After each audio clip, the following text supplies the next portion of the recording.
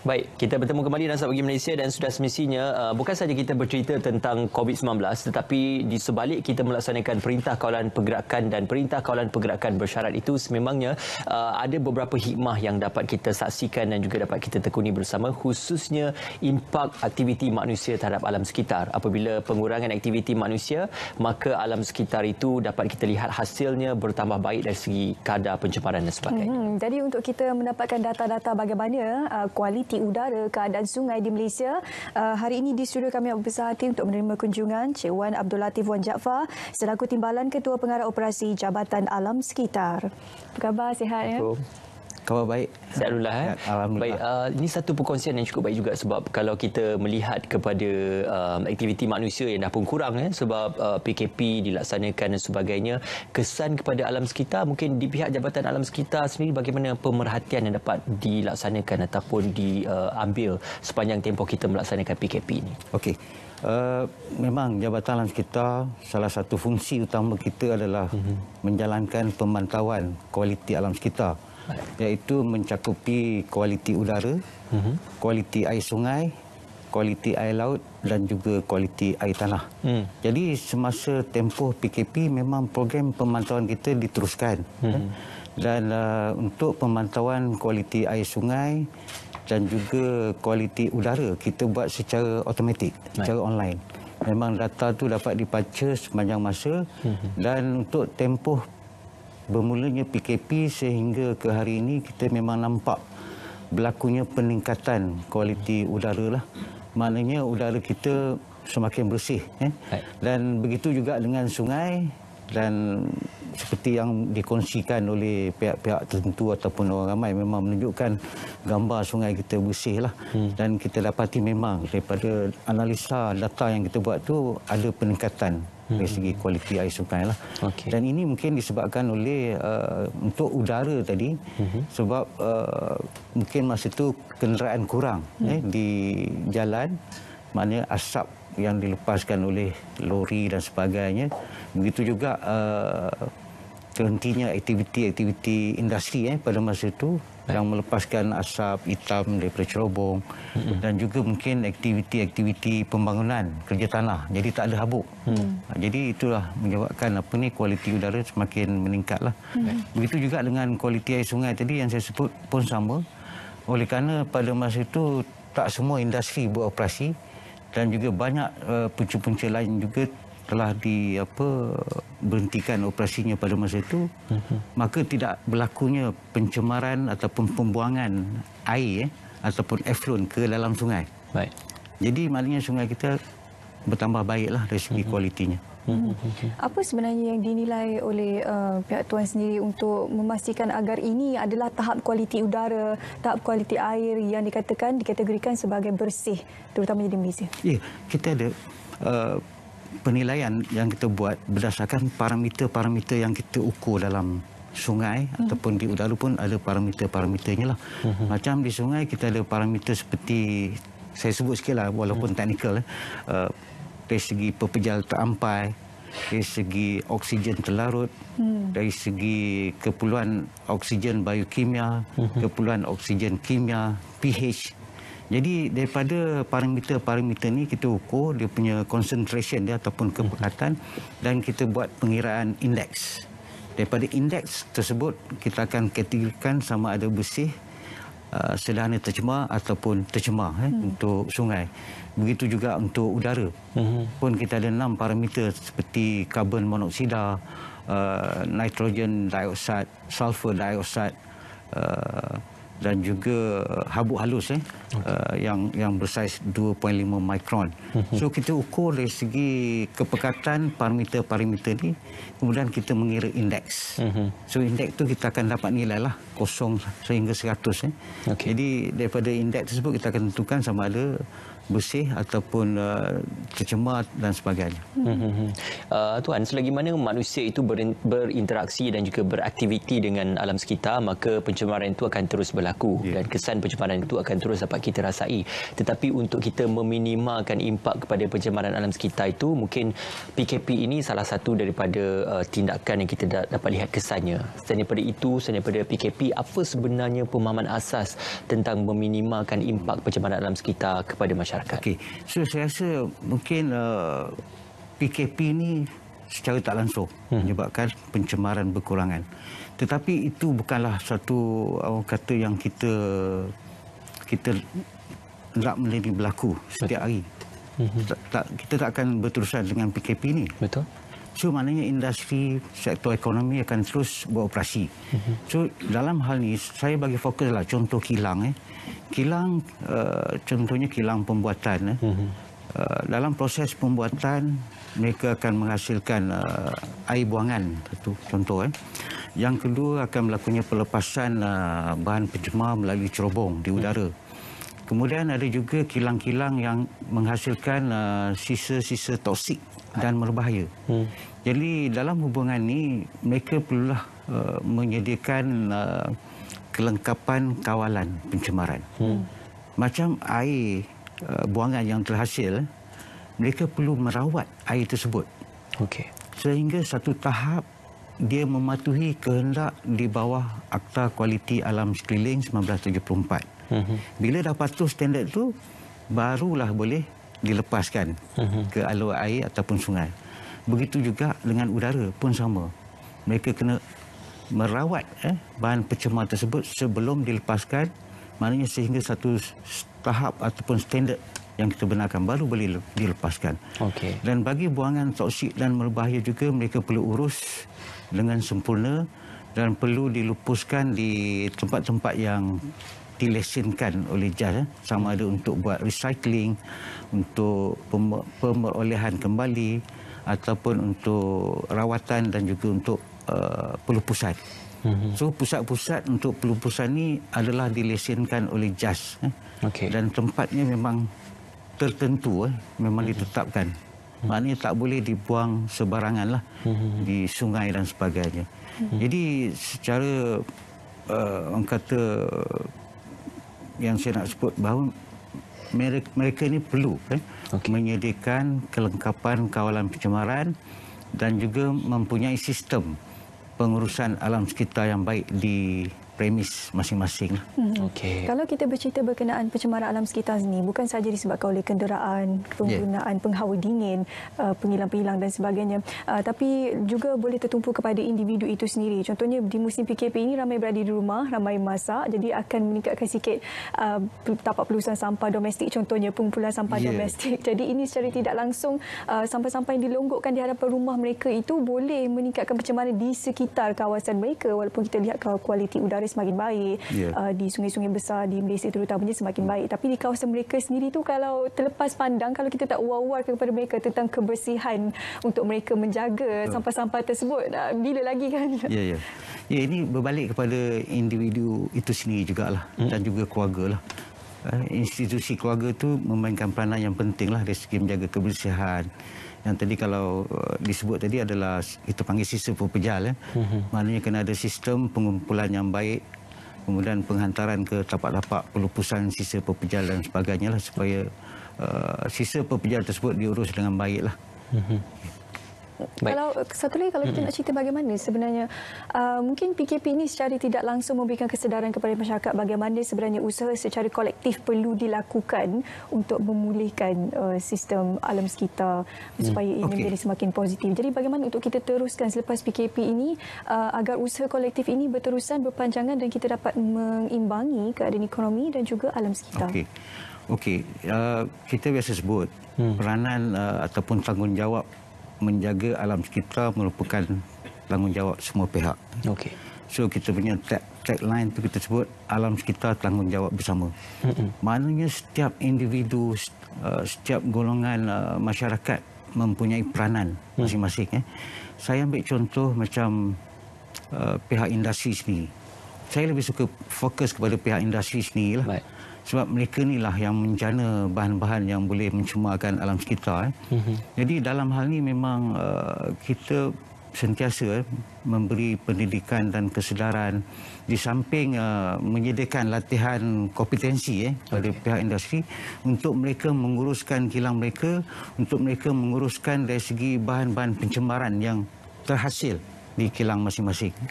So dalam hal ini kita memang pastikan bahawa mereka ada pegawai ataupun pekerja yang kompeten, yang layak mengendalikan urusan alam sekitar di premis ataupun kilang masing-masing. Okey. Dan dalam masa yang sama Jabatan Alam kita akan meneruskan penguatkuasaan kita. Kita buat pemeriksaan pergi kilang, kita buat checking untuk pastikan mereka ini patuh kepada kehendak Akta Kualiti Alam Sekeliling 1974 dan peraturan-peraturan di bawahnya lah. Okey. Suka saya sebut untuk tempoh bermulanya PKP daripada 18 Mac itu hari sehingga ke hari ini kita telah membuat sebanyak 3,200 pemeriksaan. Ini termasuk sebanyak 882 pemeriksaan di lapangan. Kita pergi ke kilang. Tuan Padang ni. Yes, Tuan Padang. Walaupun Kilang tidak dibuka. ada yang dibuka, digunakan sektor yang essential. So kita pergi. Okey. Dan dalam masa yang sama kita juga membuat pemeriksaan secara desktop. Sebab yang ini ada secara online lah. So kita cek pematuhan mereka secara online. Jadi sepanjang tempoh PKP sehingga sekarang ni PKPB, kita telah mengambil tindakan sebanyak 160 tindakan yang mana melibatkan 9 kes untuk tujuan tindakan mahkamah. Baik. Kita keluarkan sebanyak 50 compound. Kemudian ada 4 penahanan operasi kelengkapan peralatan dalam kilang tersebut. Dan juga ada 2 kilang yang kita kenakan gantung lesen. Jadi walaupun tempoh PKP kita tetap mengambil tindakan yang tegas lah. Dan untuk kes-kes kecemasan seperti bencana industri, pelupusan haram sisa toksik, kemudian tumpahan minyak di laut, pembakaran terbuka, kemudian berlakunya henti tugas loji-loji rawatan air, yang tu walaupun kawasan zon merah kami terpaksa pergi. Membuat pemeriksaan dan mengambil tindakan-tindakan yang sewajarnya lah. Maknanya tujuan penguatkuasaan itu masih juga turut dilakukan juga. Kita ada perkongsian sebenarnya, ada pakar juga turut mengatakan bahawasanya disebabkan oleh perintah lockdown ataupun perintah berkurung ini, bumi sudah berubah apabila penipisan lapisan ozon yang berlaku sekarang ini telah pun berlaku sedikit perubahan dan juga sedang pulih dengan sendirinya. Ini merupakan gambaran yang diambil dari satelit yang memberikan gambaran kepada keadaan bumi ketika ini. Jadi ini salah satu daripada impak ataupun dampak kepada pengurangan aktiviti manusia. Betul. Cuma bagi pihak Jabatan Alam Sekitar sendiri, seperti yang disebutkan oleh Tuan Latif tadi, banyak merujuk pada industri dan sudah semestinya bukan saja menguatkuasakan Akta Kualiti Alam Sekeliling tetapi juga Environmental Impact Assessment atau EIA. Betul. Jadi bagaimana dalam industri pembinaan ataupun industri-industri yang berkaitan tentang komersial ini, EIA ini masih terus dipatuhi dan masih terus dikuatkuasakan oleh pihak Jabatan Alam Sekitar? Ya, betul. Okey, seperti mana yang kita sedia maklumlah, EIA ini adalah satu keperluan untuk projek-projek pembangunan yang tertakluk di bawah akta kita lah. Maknanya mereka ni perlu menyediakan, sebelum projek bermula, mereka perlu menyediakan satu kajian berkenaan dengan apakah impak-impak yang akan berlaku sekiranya projek tersebut dilaksanakan. Baik. Dan dalam laporan tersebut juga mereka perlu mengenal pasti apakah langkah-langkah kawalan dan pencegahan yang perlu diambil sekiranya projek mereka itu berjalan. Jadi dalam hal ini apabila kita meluluskan EIA tadi, kita ada syarat-syarat yang perlu dipatuhi, iaitu dari segi mencegah dan juga mengawal pencemaran. Mana kena ada langkah-langkah kawalan yang perlu dibuat oleh projek-projek pembangunan tadilah. Dan dalam masa yang sama, JAS juga akan membuat pemeriksaan ke atas syarat-syarat kelulusan laporan EIA tadi. Jadi dalam hal ini mereka perlu bertanggungjawablah untuk pastikan bahawa mereka sentiasa patuhlah dari segi undang-undang dan menjaga alam sekitar kita supaya tidak tercemar. Okey. Kalau mungkin Tuan Ruwan sendiri boleh kongsikan ataupun perincikan bagaimana sebenarnya pelepasan asap dan juga sisa-sisa toksik tersebut boleh mencemarkan alam sekitar dan juga udara. Mungkin masyarakat kurang sikit faham tentang kandungannya, bagaimana sesuatu perkara yang tidak boleh dilihat oleh mata kasar mereka sendiri memberi kesan kepada kehidupan mereka, terutama alam sekitar mereka dan juga udara yang mereka hidup setiap hari. Ya, betul. Okey, kita ambil fokus udara tadilah.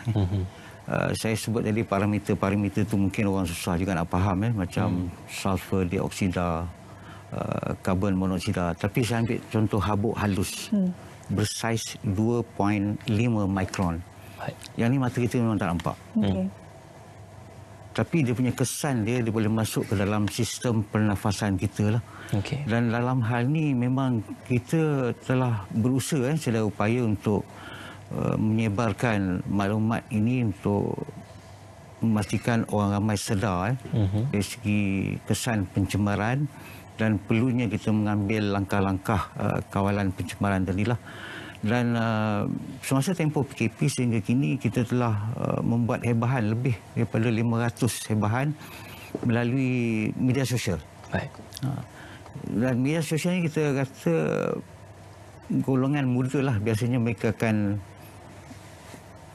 orang kata tertumpu kepada media sosial. That's why sebab itu kita gunakan platform ini untuk menyebarluaskan hebahan-hebahan berkaitan kesedaran alam kita lah. Okey, mungkin selama ini kalau kita melihat komitmen kepada mengurangkan dan juga meminimalkan impak alam sekitar memerlukan kerjasama di peringkat anggota negara dunia. Jadi kalau dahulu mungkin sukar kerana ada anggota yang tidak bersetuju dengan perjanjian alam sekitar, ada yang bersetuju dan juga meratifikasi.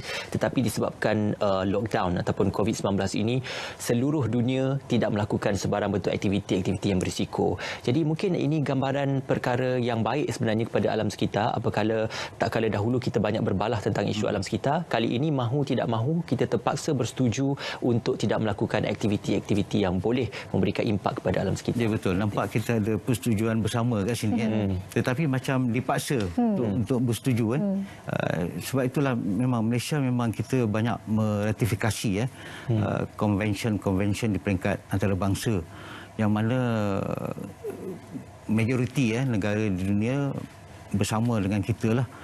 Contohnya macam Convention Basel yang ini adalah untuk mengawal pergerakan sisa toksik antara negara. Yang ini penting. Dan suka saya sebut semasa tempoh PKP kita juga buat pemeriksaan di pelabuhan bersama pihak custom.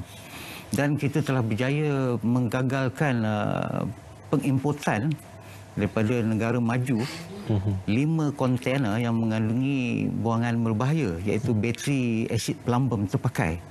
Dan kita telah mengarahkan syarikat perkapalan untuk menghantar balik ke negara asal.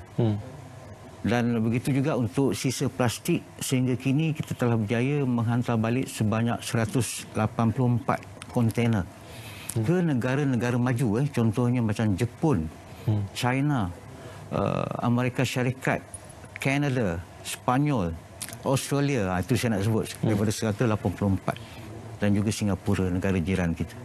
So kita memang menyokong sangatlah konvensyen-konvensyen peringkat antarabangsa lah untuk mengawal pencemaran yang melintasi sempadan. Ada beberapa jenis pencemaran sebenarnya kalau kita bercakap berkenaan pencemaran sekitar ni, pencemaran udara, pencemaran bunyi, pencemaran air.